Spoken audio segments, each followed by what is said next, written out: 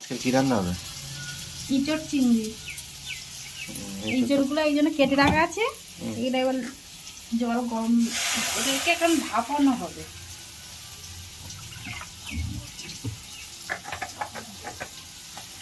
লবণ হলুদ দিয়ে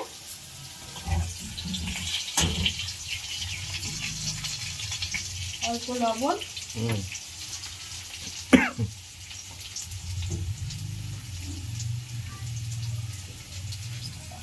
অল্প হলুদ দিয়ে এবার এগুলোকে ভাপাবো।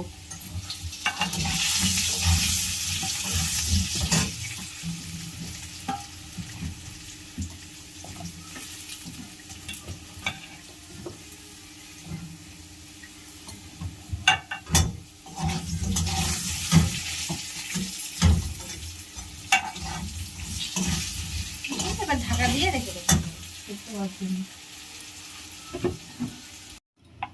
তেল দিলাম।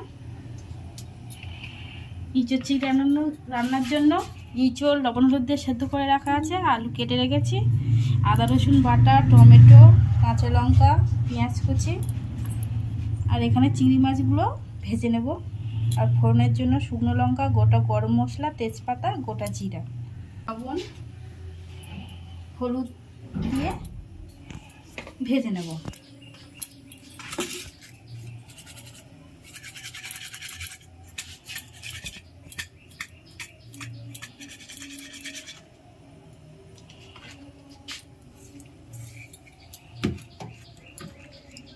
মাছগুলো ভেজে নিলাম।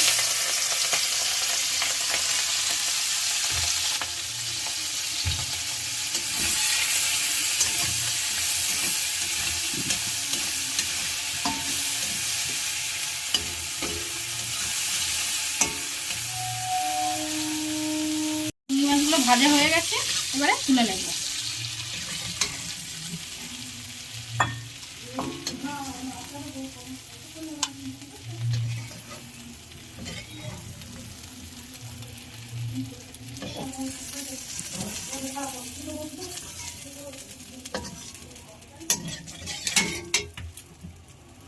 এবারে করে আরেকটু অল্প করে তেল দেব, দিয়ে আলুগুলো ভেজে নেব।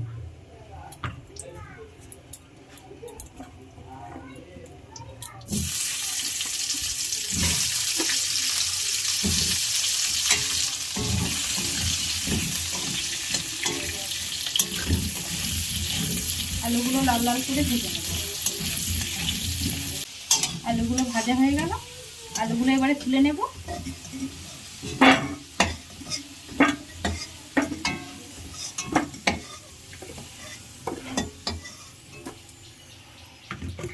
এই তেলে ভাপানো ইঁচড় আছে, এই ইঁচড়গুলো একটু ভেজে নেব।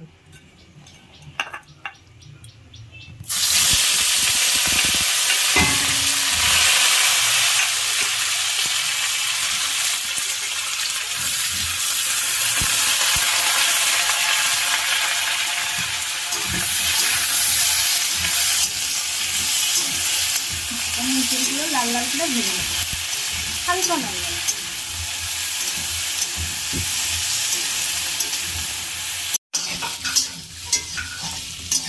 ইঁচড় আমার ভাজা হয়ে গেল, এবারে এটাকে আমি একটু পাত্রে নামিয়ে নিচ্ছি।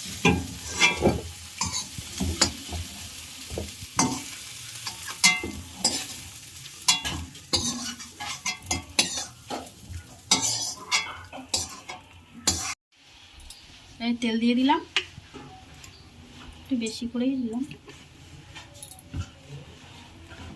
তেলটা গরম হলে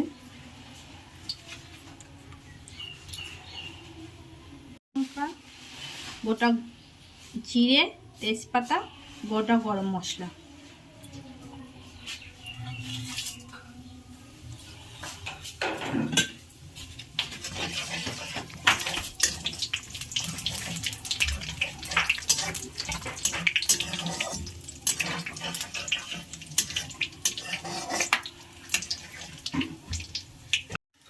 হয়ে গেছে। এবার এর মধ্যে পেঁয়াজ কুচি দিয়ে দেবো, একটা বড় সাইজের পেঁয়াজ কুচানো।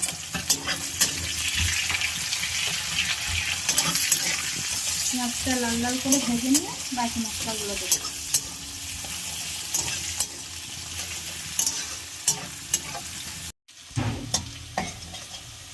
পেঁয়াজ লাল লাল কালার চলে এসছে পেঁয়াজে।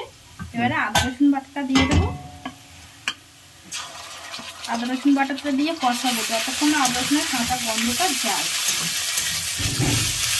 ঠিক আছে, এবারে এর মধ্যে দুটো টমেটো কেটে রেখেছি আর কাঁচা লঙ্কা দিয়ে দেবো।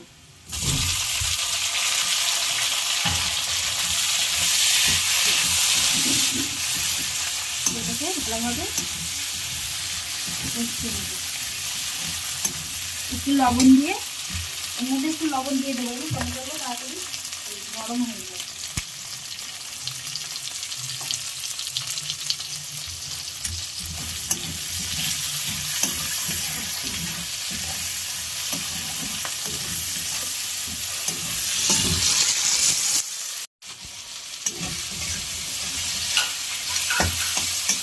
মশলাটা কষাই হয়ে গেছে। এবার এর মধ্যে অন্য অন্য মশলাগুলো দিয়ে দেবো। প্রথমে দেবো হলুদের গুঁড়ো,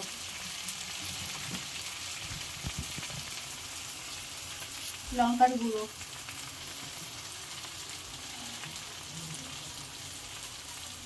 জিরে গুঁড়ো,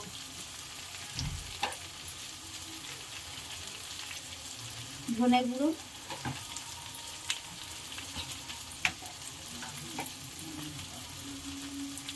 আর দেবো গোলমরিচের গুঁড়ো।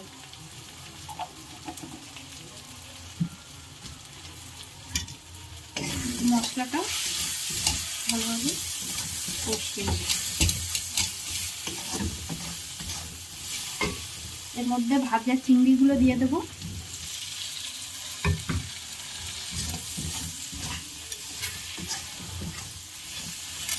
এপাশে জল গরম রেখেছি, একটু অল্প জল নিয়ে মশলার মধ্যে দিয়ে মশলাটা কষিয়ে নেব।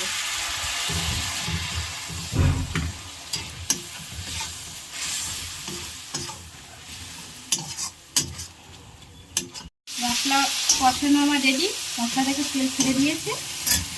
যে আলুগুলো ভেজে রেখেছিলাম দিয়ে দেব।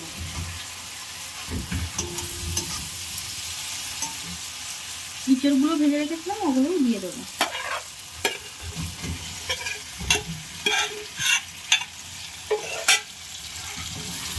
এটাকে কষিয়ে নেব।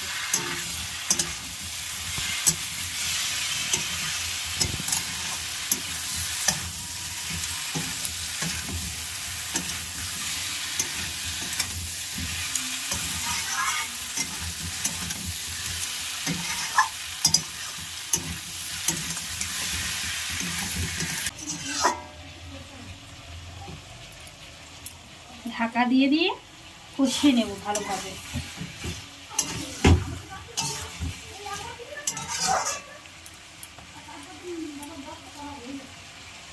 ঢাকা দিয়ে দিচ্ছি, আবার 2 মিনিট পরে খুলে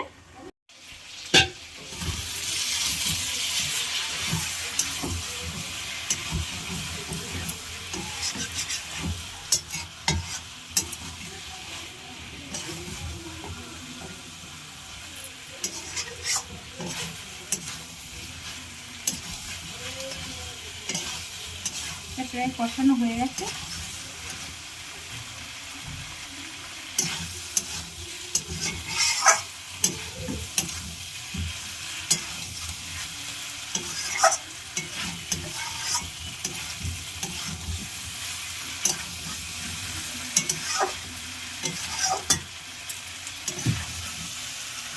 এবারে এটার মধ্যে গরম জল দিয়ে দেবো।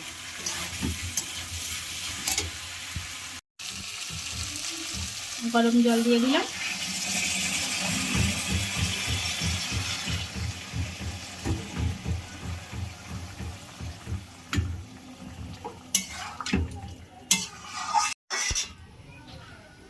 এবার 15 মিনিট ফুটিয়ে নেব। 5 মিনিট পর ঢাকনাটা খুলে একটু নাড়িয়ে নিলাম। নাড়িয়ে নিয়ে স্বাদের জন্য সামান্য চিনি দিলাম, অল্প। দিয়ে আবার ঢেকে দিলাম।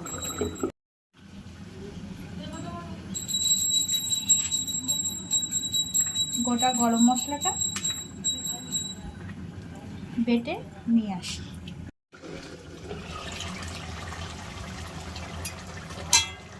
ঢাকাটা খুলে তরকারি হয়ে এসছে আমার, গরম মশলা দিয়ে নামিয়ে দিলাম। গরম মশলাটাই বেটে রেখেছি,